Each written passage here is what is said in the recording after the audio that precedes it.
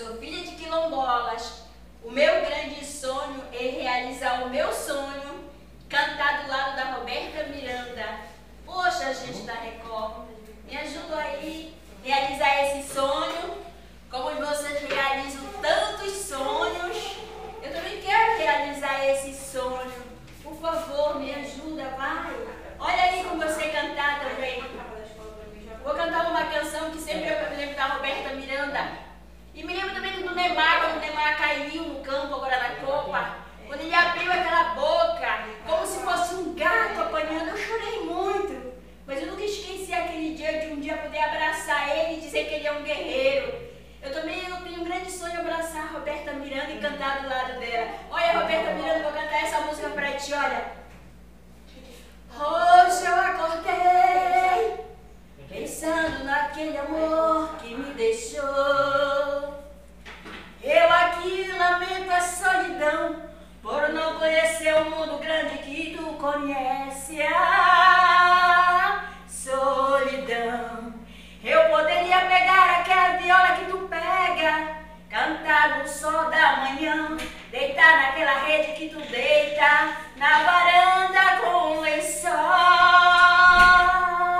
Aquele fio do cabelo que tu pegaste.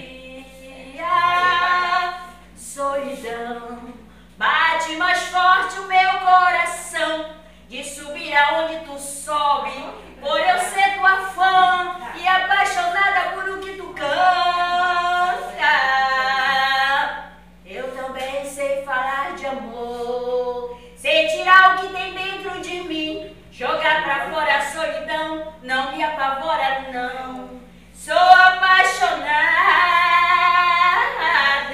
Beleza, finaliza agora com um comentário agora, hein?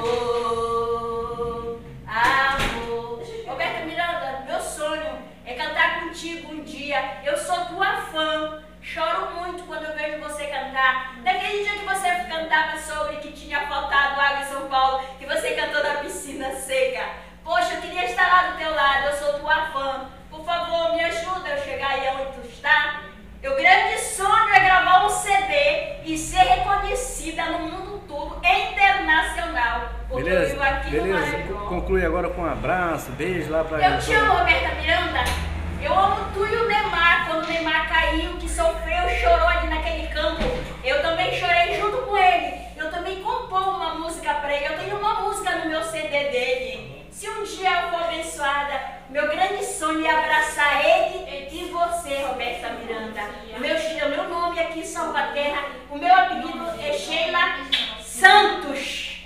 Beleza, galera? Essa é Sheila, direto do Marajó, especialmente para você, Eliana. Espero que curta muito.